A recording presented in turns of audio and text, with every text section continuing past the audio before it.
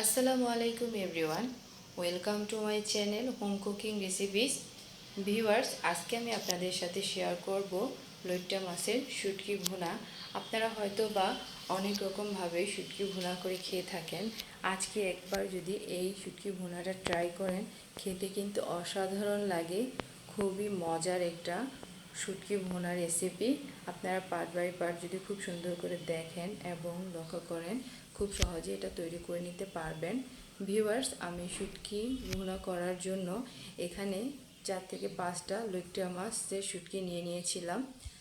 ছোট ছোট করে কেটে ভালো করে পানিতে ধুয়ে নিয়ে পানি ঝরিয়ে নিয়েছিলাম। তারপরে চুলায় একটি প্যান বসিয়ে দিয়ে শুটকিগুলো দিয়ে পরিমাণ মতো পানি দিয়ে দিয়েছি শুটকিগুলোকে সিদ্ধ করে নেওয়ার জন্য। এভাবে যদি একটু সিদ্ধ করে নেন তাহলে এটাতে একটা যে বাজে শুটকির একটা যে বাজে গন্ধ থাকে, ওই গন্ধটা থাকে না, খেতেও কিন্তু অসাধারণ লাগে। শুটকিটা আমার প্রায় সিদ্ধ করা হয়ে গিয়েছে। এখন আমি এটাকে নামিয়ে প্রায় 10 থেকে 15 মিনিটের জন্য ভিজিয়ে রেখে দিব। 10-15 মিনিট হয়ে গেছে। এখন চুলায় একটি প্যান বসিয়ে দিয়েছি। প্যানটাকে তেল দিয়ে তেলটা একটু গরম করে নিব।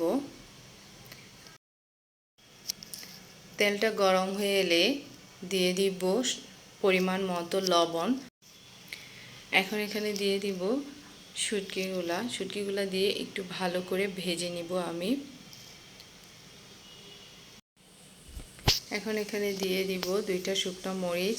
শুকনো মরিচটা শুটকির মধ্যে দিলে একটা ভাজা ভাজা মরিচের একটা ভাজা যে ফ্লেভার, ওই ফ্লেভারটা আসে, খেতেও ভালো লাগে। এখন এখানে দিয়ে দিব 2 টেবিল চামচ আদা রসুন বাটা। আদা রসুন বাটাটা দিয়ে আমি শুটকির সাথে একটু ভাজা ভাজা করে নিব। আদা রসুন বাটাটা তেলে ভেজে নিলে যে আদা রসুনের যে একটা গন্ধ থাকে, ওই গন্ধটা তরকারির মধ্যে আসে না। আমি এইভাবে ভেজে নিই, আপনারাও ভেজে নিতে পারেন। এভাবে ভেজে নিলে যে কোনো তরকারিতেই আদা রসুনটা তেলের মধ্যে দিয়ে একটু ভেজে নিলে ওইটার যে আলগা একটা গন্ধ থাকে, ওই গন্ধটা লাগে না। আমার আদা রসুন বাটা আর শুটকিটা ভাজা হয়ে গিয়েছে।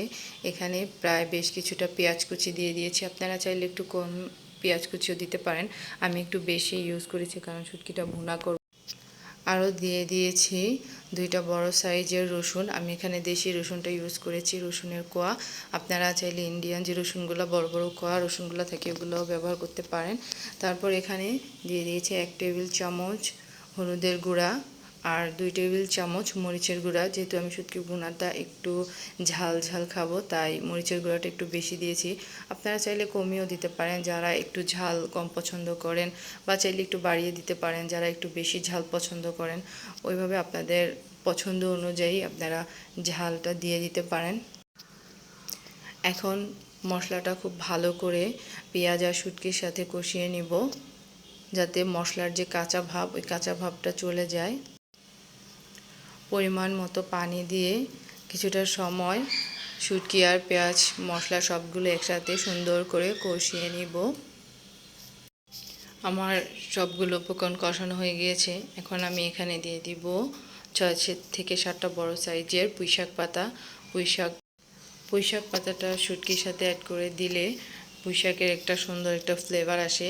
সাথে রসুন আছে, রসুনেরও খুব সুন্দর একটা ফ্লেভার আসে, তাই আমি পুঁইশাক পাতাটা দিয়ে দিলাম। আপনারা চাইলে এখানে মিষ্টি আলু শাক বা লাউ শাক বা মিষ্টি কুমড়া শাক দিয়ে দিতে পারেন আপনাদের পছন্দ মতো, বা একটু কলমি শাকও দিয়ে দিতে পারেন।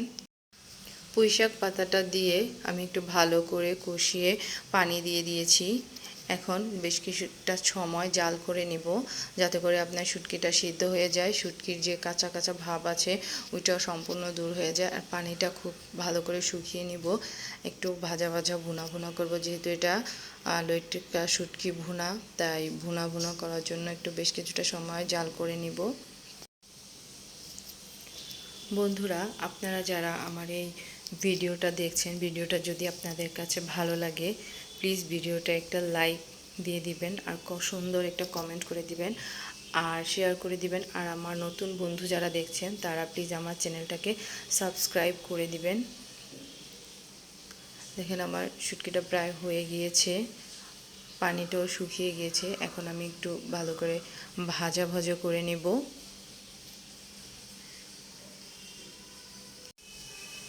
ভাজা ভাজা করা হয়ে গিয়েছে, এখন নামিয়ে নিব।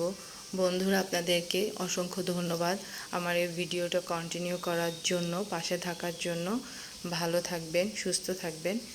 দেখেন কি সুন্দর লোভনীয় একটা কালার এসেছে। গরম ভাতের সাথে খেতে কিন্তু খুব ভালো লাগে। আপনারাও বাসায় ট্রাই করবেন, খুব ইজিলি এবং সুন্দরভাবে রান্না করতে পারবেন, আর খেতেও খুব দারুণ লাগবে।